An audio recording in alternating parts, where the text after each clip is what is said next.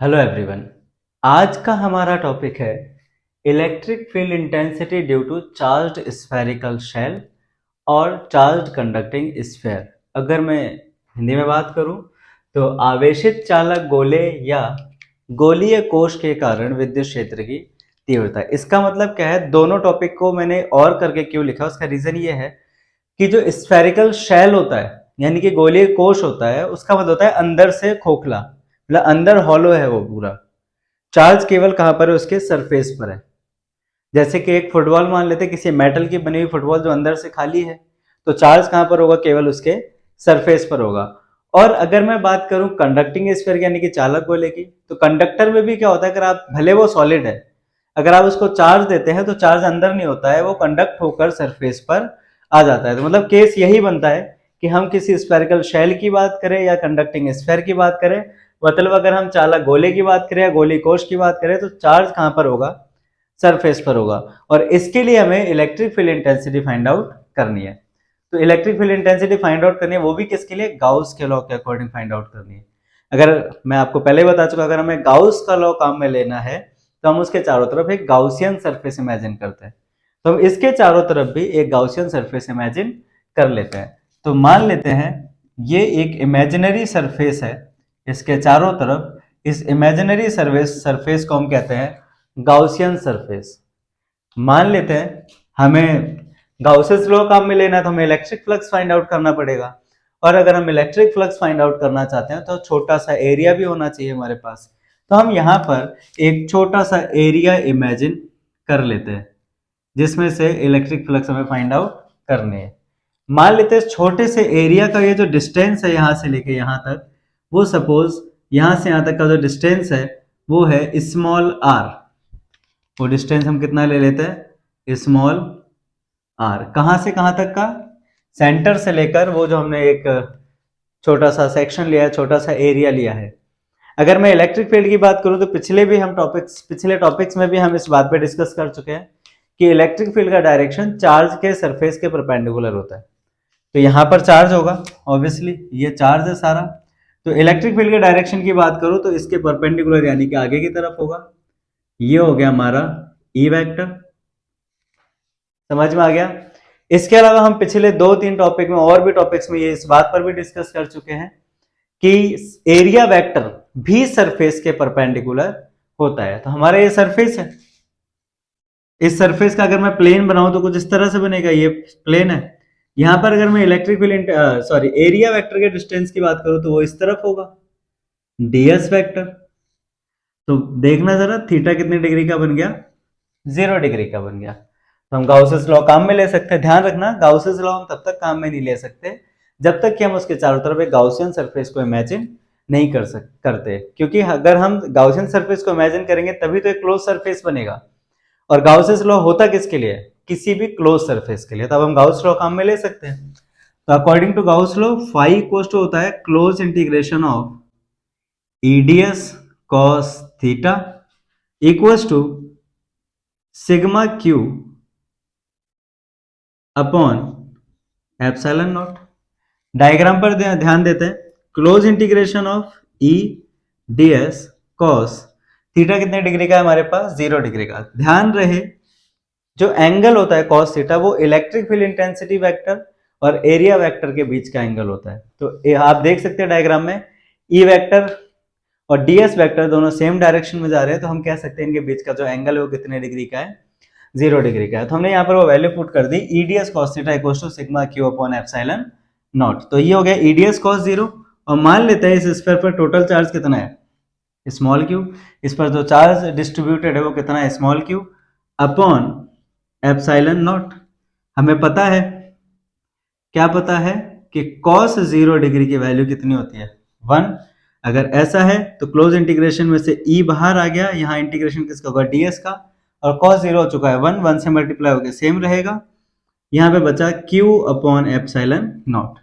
ds का integration क्या होता है आपको पता होगा, s equals to q upon epsilon naught.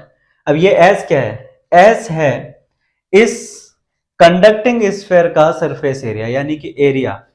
तो मैं यहां लिख देता हूं s equals to surface area of conducting sphere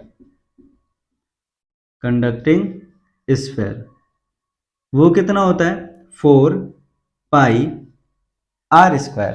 इस वैल्यू को हम यहां पुट करते हैं और s को नीचे भेज देते हैं, तो हो गया E dot 4 pi r square equal to Q upon epsilon not.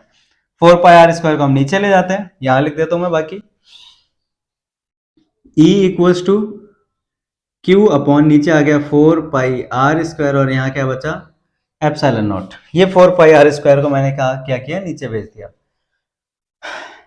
ध्यान देना यहां पर बन रहा है 1 अपॉन, यहां पे 1 है 1/4 पाई एप्सिलॉन नॉट, उसे हम क्या लिख सकते हैं k, तो हो गया k Q upon r square. ये किसी भी कंडक्टिंग स्फीयर या स्फेरिकल शेल के लिए इलेक्ट्रिक फील्ड इंटेंसिटी का फॉर्मूला होता है। आई थिंक आप समझ गए होंगे। इसमें स्पेशल केसेस भी पूछे जाते हैं कि अगर हम यही इलेक्ट्रिक फील्ड इंटेंसिटी बाहर निकाले, मतलब यहां, या फिर सरफेस पर निकाले, या फिर अंदर निकाले, तो वो 3 केसेस भी हम डिस्कस कर लेते हैं। मैं एक बार इसको दोबारा समझा दूं, फिर मैं इसको मिटाकर आपको स्पेशल केसेस समझाऊंगा कि गाउसेस लॉ के अकॉर्डिंग फाई इक्वल होता है EDS cos theta equal to sigma Q upon epsilon not.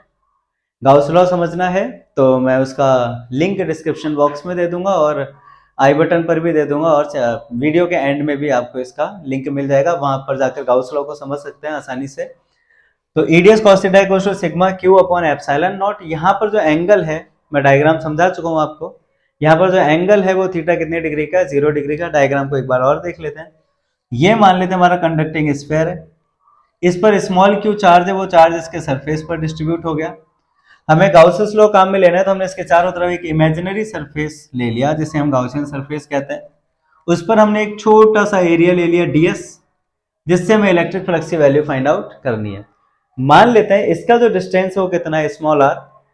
यहां पर इलेक्ट्रिक फील्ड इंटेंसिटी का डायरेक्शन देखेंगे तो आगे की तरफ, एरिया वेक्टर का देखेंगे तो डायरेक्शन आगे की तरफ। दोनों के बीच में जो एंगल बनेगा वो कितने डिग्री का बनेगा, 0 डिग्री का बनेगा। फिर हमने क्या किया, EDS cos theta equals to sigma Q upon epsilon not.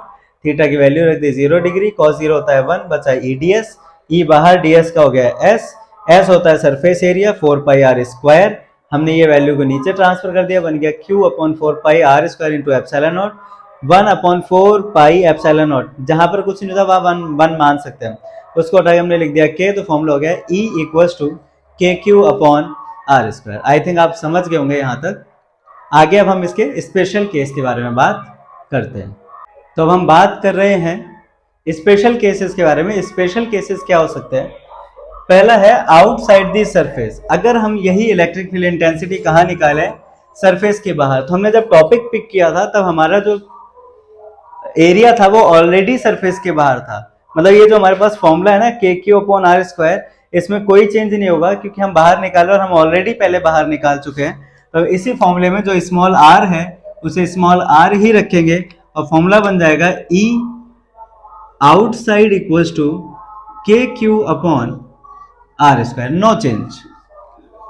Second special case है हमारे पास ऑन दी सरफेस। मतलब अगर यही इलेक्ट्रिक फील्ड इंटेंसिटी मैं बाहर ना निकाल के कहा निकालू, सरफेस पर निकालू। मतलब ये जो हमने यहां पर एरिया लिया है वो मैं कहां ले लू, यहां पर ले लू इस तरह से एरिया। तो ये डिस्टेंस कितना हुआ, कैपिटल आर, क्योंकि ये रेडियस कैपिटल आर है। तो हम यहां पर जो स्मॉल आर है उसकी जगह पर हम यूज करेंगे कैपिटल आर, बस इतना सा चेंज होगा। और electric field intensity on the surface का फॉर्मूला हो जाएगा के q upon capital R square. I think आप समझ गए होंगे, बहुत आसान है क्योंकि के तो कांस्टेंट है, वो चेंज हो नहीं सकता। चार्ज ऑब्जेक्ट के सरफेस पर है, वो चेंज हो नहीं सकता। अगर यहां पर कुछ चेंजेबल है वो क्या है, डिस्टेंस। तीसरा पॉइंट देखते हैं, इनसाइड द सरफेस। तीसरा पॉइंट है हमारा इनसाइड द सरफेस, यानी कि इस स्फीयर के अंदर। मान लेते हैं इस स्फीयर के अंदर किसी पॉइंट पर, मान लेते हैं मैं इस पॉइंट पर निकालना चाहता हूं और इस पॉइंट तक का जो डिस्टेंस है वो हम मान लेते हैं कितना है, आर डैश। इस पॉइंट तक के डिस्टेंस को हमने क्या मान लिया, आर डैश। तो इसके चारों तरफ भी गाउसियन सरफेस इमेजिन करना पड़ेगा हमें इस तरह से। तो मतलब जो आर है डिस्टेंस, हम उसको क्या लिखेंगे, आर डैश। तो हमारे इलेक्ट्रिक फील्ड इंटेंसिटी का फॉर्मूला हो जाएगा ई इनसाइड इक्वल्स टू 0। चौक गए? 0 इसलिए हो गया क्योंकि हमें डिस्टेंस से लेना देना है ही नहीं अभी। वो रीजन ये है कि हम फाइंड आउट कर रहे हैं अंदर, इनसाइड द सरफेस। और आप देख सकते हैं चार्ज कहां पर है, सरफेस पर है, अंदर चार्ज है ही नहीं। अगर अंदर चार्ज नहीं है तो इस क्यू की जगह पर आप क्या लिखोगे, 0। तो टोटल आंसर क्या बन जाएगा, 0। तो आपको यहां लिख के बताना पड़ेगा कि because there is no charge inside the surface. तो मेरे हिसाब से काफी आसान था इन सबको समझना। आप इनको एक बार वापस रिवाइज करेंगे, आप गाउस लॉ को पढ़े और जो मैंने सारे वीडियोस अपलोड कर दिए आप उनको जाकर देखेंगे तो आपको सारे टॉपिक एक जैसे लगेंगे और बहुत आसान हो जाएगा इनको समझना, क्योंकि सब में जो भी खेल है वो सारा थीटा का है और वो सब किस पर डिपेंड करता है, इलेक्ट्रिक फील्ड इंटेंसिटी पर और एरिया वेक्टर पर। आप इलेक्ट्रिक फील्ड इंटेंसिटी को एक बार वापस समझ ले। इलेक्ट्रिक फील्ड इंटेंसिटी सरफेस के परपेंडिकुलर होती है। सपोज ये सरफेस है, चार्ज यहां पर है, तो इलेक्ट्रिक फील्ड इंटेंसिटी का वेक्टर किधर आएगा, आगे की तरफ। ऐसी सरफेस ये है तो इसका भी सर परपेंडिकुलर कहां आएगा, आगे की तरफ। तो दोनों एक डायरेक्शन में हो जाएंगे इस तरह से। अगर दोनों एक डायरेक्शन में हो जाएंगे तो थीटा कितने डिग्री का हो जाएगा, 0 डिग्री का। सपोज सरफेस ये है और चार्ज यहां पर है, तो इलेक्ट्रिक फील्ड इंटेंसिटी का डायरेक्शन हो गया आगे। लेकिन सरफेस ये है तो एरिया वेक्टर कहां होगा, ऊपर की तरफ। अगर एरिया वेक्टर ऊपर की तरफ होगा तो थीटा कितने डिग्री का होगा, 90। तो इन्हीं बातों का ख्याल रखना है। आप इन बातों का ख्याल रखेंगे तो आप इन टॉपिक्स को आसानी से कर सकते हो, वो भी समझ के, हमें कोई रटने की नीड नहीं पड़ेगी। अगर आपको मेरे पढ़ाने का तरीका पसंद आया हो, आपको मेरा पढ़ाया हुआ समझ आया हो, या आप कोई और टॉपिक मुझसे पूछना चाहते हैं तो मेरे चैनल को सब्सक्राइब करें, शेयर करें और लाइक करें। और जो भी टॉपिक आप डिस्कस करना चाहते हैं मुझसे पूछ सकते हैं कमेंट सेक्शन में, मैं उस पर बहुत जल्द वीडियो बना दूंगा। Thank you so much.